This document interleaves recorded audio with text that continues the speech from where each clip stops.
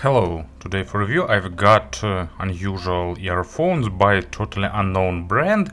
Its name is Veedix Silver String. I haven't heard about this brand before, but they've decided to enter the market with a pretty good model. It's hybrid in-ear monitors, single dynamic driver, 4 Sonion armatures and 2 Knowles balanced armatures, so basically 7 drivers hybrid.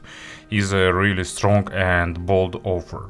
Price of course couldn't be cheap for such a set of drivers, and it's not really affordable, but their cost is $290. I think it's pretty okay if the sound is good, and we'll see during this review is it so or not.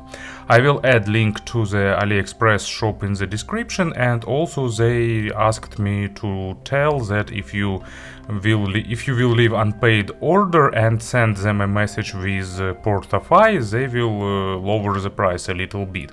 I won't benefit from that, just want to share information about possible discounts.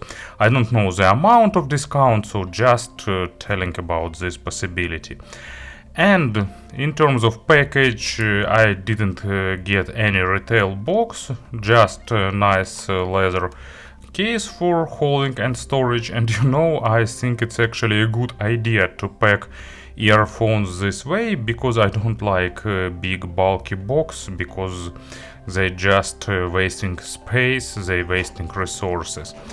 And inside of this case we will get pretty big set of accessories. You can see few pair of foams, 3 type of silicone tips, actually not 3, yes, 3 types, with red stems, with green stems and pure white, with different sizes, so everyone can find something that will fit its taste.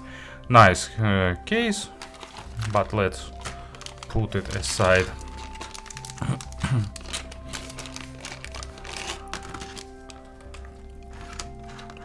In terms of design, it's traditional modern in-ear monitors done on a really good level. We have that familiar semi-universal version of custom in-ear monitors. It's traditional nowadays. A bit big shells of course, but they're holding 7 drivers inside, so it's impossible to make them really small. They have interesting blue color with a bit of transparency, so you can see some drivers inside. Not sure if it will be visible good on video, but in real life you can explore what's inside. Here is the dynamic driver and a bunch of balanced armatures, so they are all present.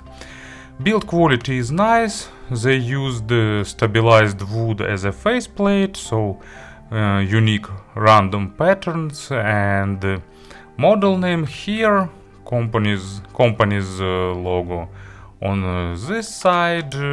Anyway, everything is traditional nowadays, but looks pretty well. Spouts have average length, so sound isolation is also about average.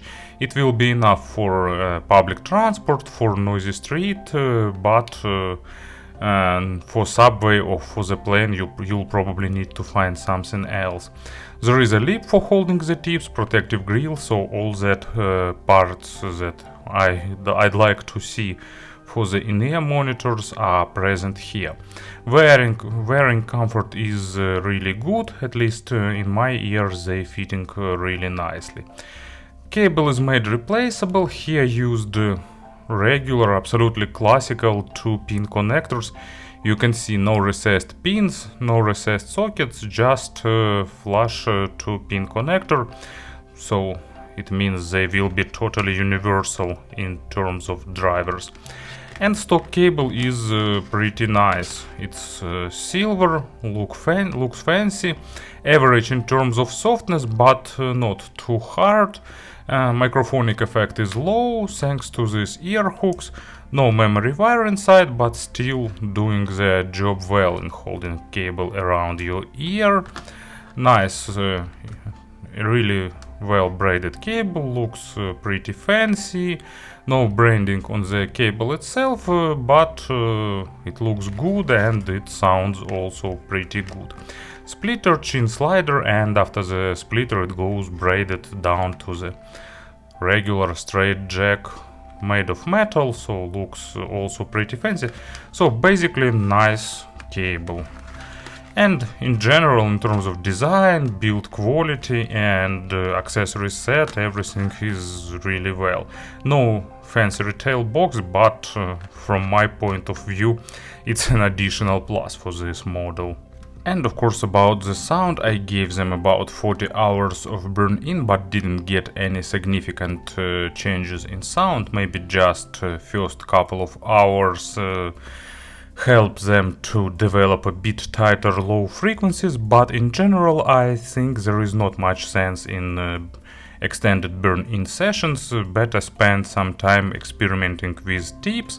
I've got the best results with these green stem ones with selected proper size, so I like them most of all. Others didn't change sound drastically, but slight amounts of tuning you can get with the tips, and of course foam tips will change the sound in the most noticeable way, but I'm not a fan of foam tips. I don't like that sense of foam in my ear channel, and I don't like the sound of foam tips in general. So my choice is these green silicones. Let's have some player on the table and speak about the sound. In terms of tuning, Veedix decided to go safe way, let's name it so. It's basically accurately sculpted V-shaped signature with bit accented low frequencies, technical and full-bodied mids, and nice well-developed treble. So they decided not to try something unusual. They decided to stick basically to what I can call safe tuning. And what I can say about them, they have a slight driver flex when I'm inserting them into ears. There is a slight crackling sound, but doing that carefully doesn't impact the earphones. So basically you need just be a bit careful when putting them in.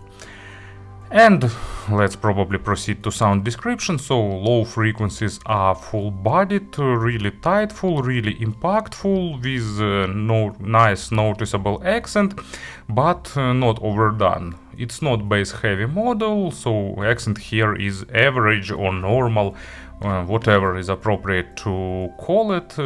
It's just like close to average accent, not fewer, not more.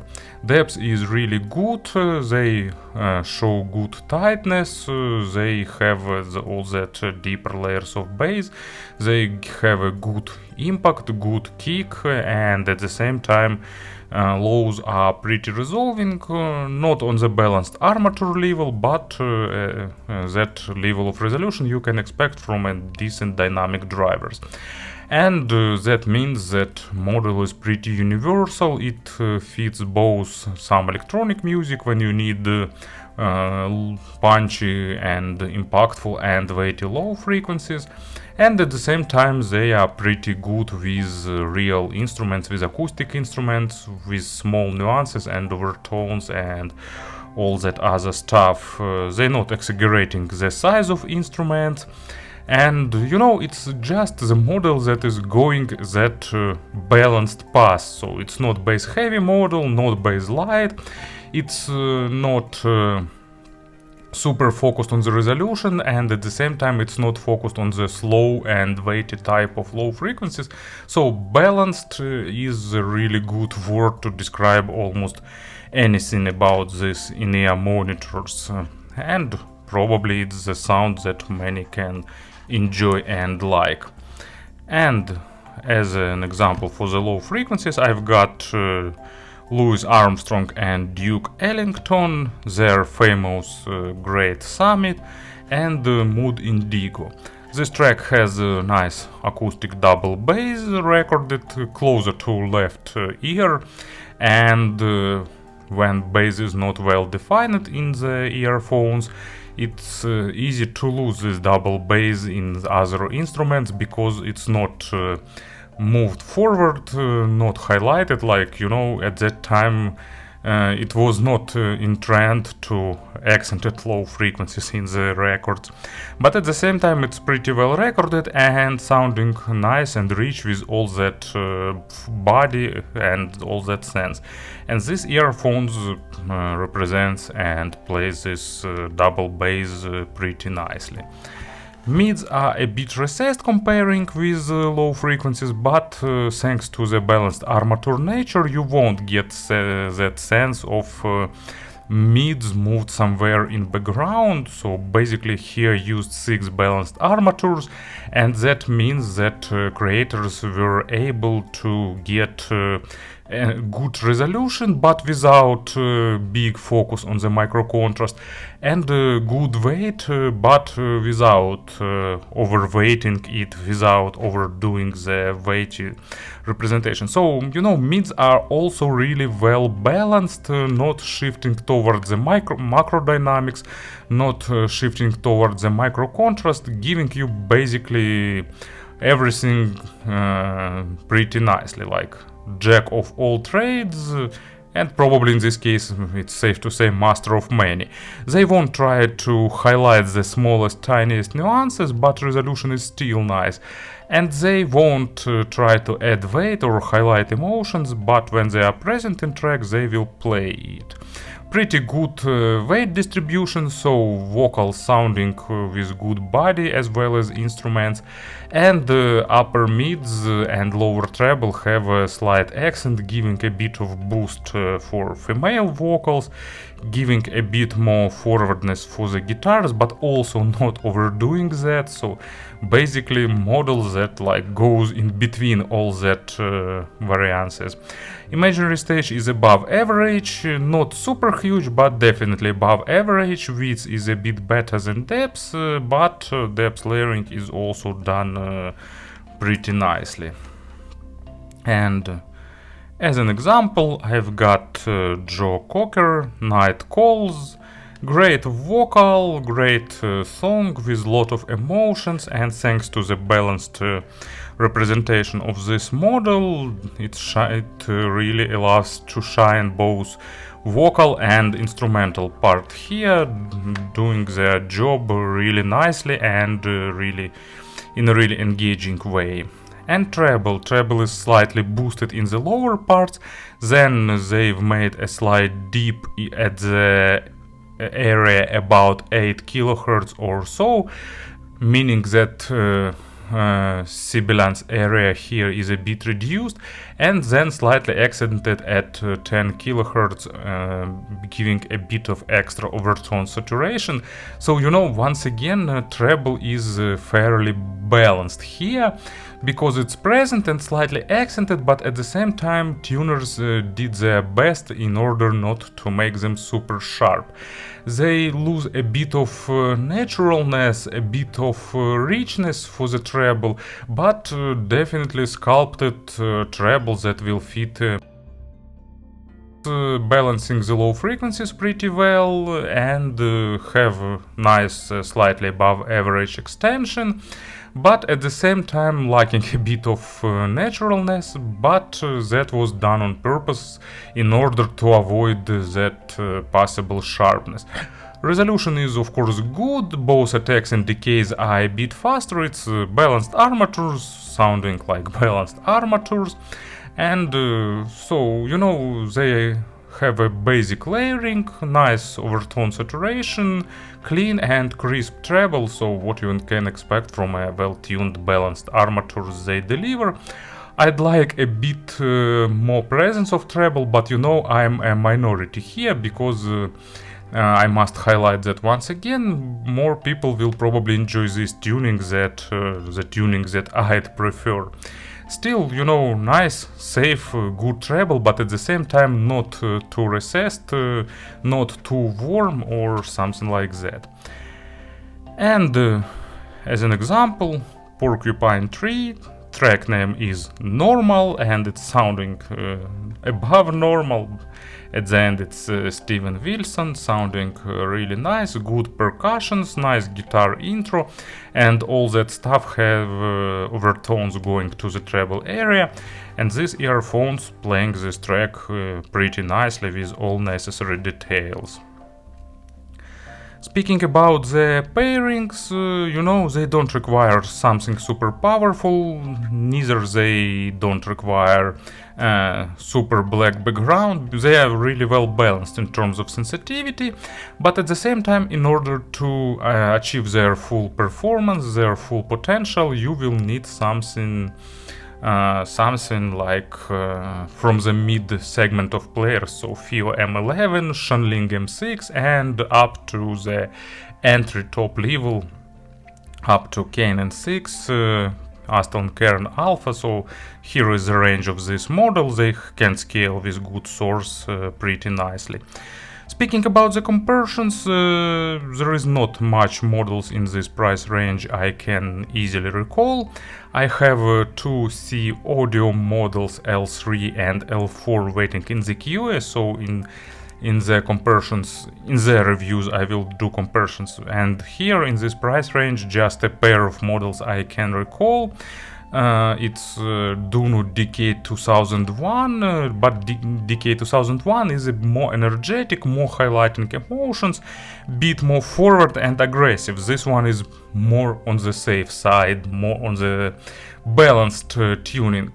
You know, they really well, they performs really well because they're not trying to be super soft or super energetic or something like that. FIO's FD5, for example, more focused on the micro contrast, more aggressive, sounding brighter, and so on, and bit different type of tuning in general. I don't know what else we've got here. Well, can't recall. Tin Hi-Fi P2, for example, a bit more focused on the resolution, a bit more aggressive on the treble, so slightly different tuning with more treble and more spike.